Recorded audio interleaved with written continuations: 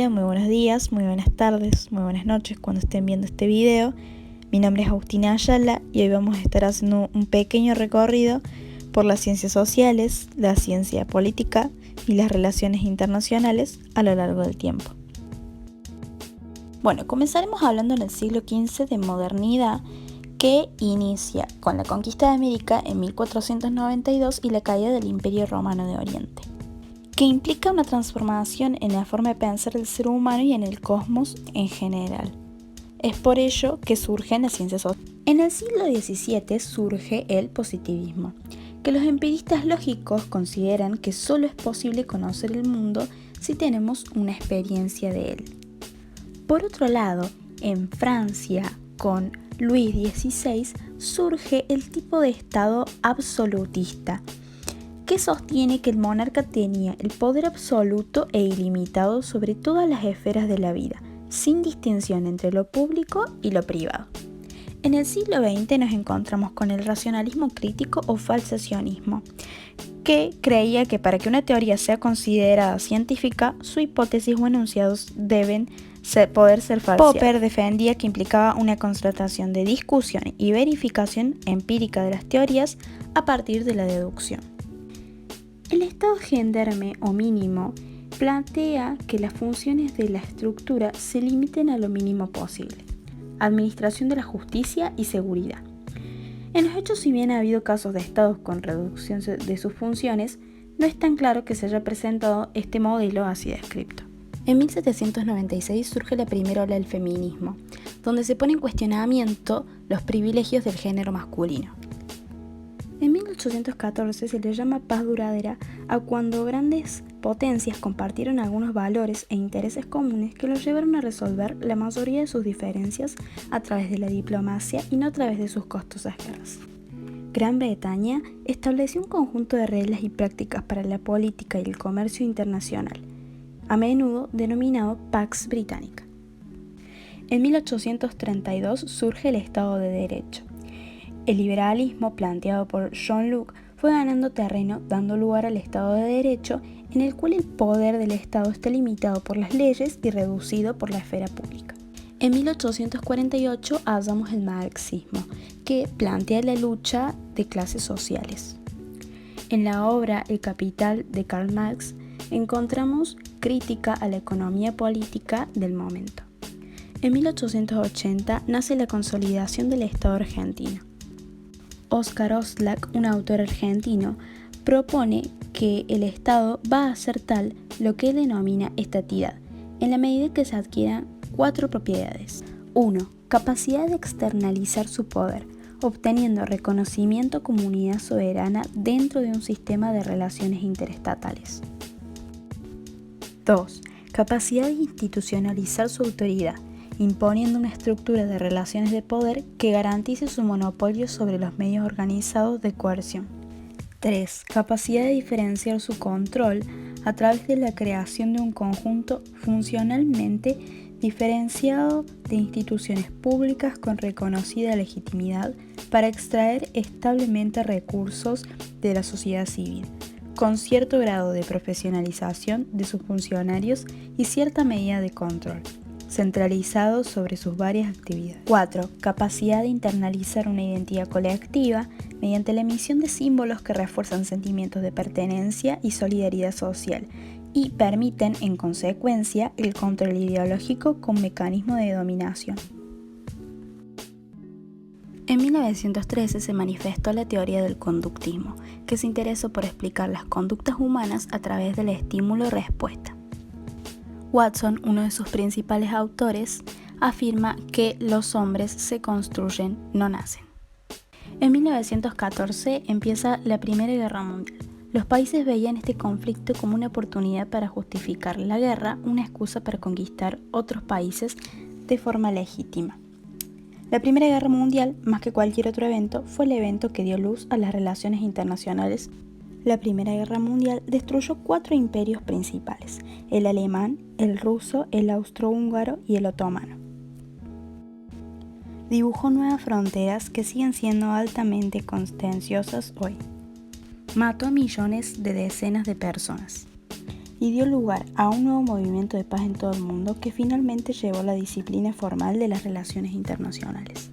En 1919, el historiador Eric Hobsbawm describe el siglo XX como la era de los extremos, un periodo de violencia y cambio que produjo un mundo profundamente perturbado, económicamente fragmentado e ideológicamente dividido antes del final de la Guerra Fría y el colapso de la Unión Soviética.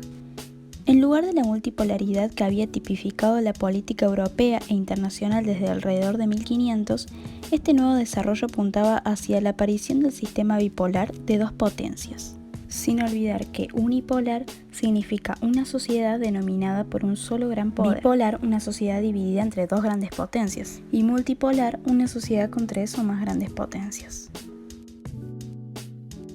En 1920 emerge en la sociedad la teoría crítica, que cuestiona los paradigmas ya establecidos. La Escuela de Frankfurt, en Alemania, retomaron los conceptos y los reivindicaron dándole una mirada descentralizada en la economía y más focalizada en la ideología, sociedad y cultura. En 1920 también surge la segunda ola del feminismo, que a diferencia de la primera ola, que se enfrentaba principalmente a la superación de obstáculos legales, en la segunda se centraba en la desigualdad no oficial como la sexualidad, la familia y el trabajo. Otro hecho ocurrido en este año es la fundación de la Sociedad de las Naciones, con sede en Ginebra. Logró sobrevivir en la década de 1920 haciendo un buen trabajo en el proceso. Sin embargo, contenía fallas que no podían superarse. En 1930 aparece el funcionalismo, que entiende al sistema como un conjunto de organismos en el que todo se relaciona para lograr el funcionamiento de toda la sociedad. En 1938 se da a conocer el interaccionismo simbólico. Su imagen de la sociedad es la de un proceso continuo de interacciones sociales en escenarios específicos, los cuales se basan en las comunicaciones simbólicas entre personas y en sus percepciones e interpretaciones de la realidad. Macionis y Plummer son los autores que defienden esto. En 1945 tuvo lugar dentro de la sociedad el Estado social o de bienestar. Este modelo se fue forjando a partir de las políticas, las cuales incluían derechos de seguridad social, laborales, sociales y políticos.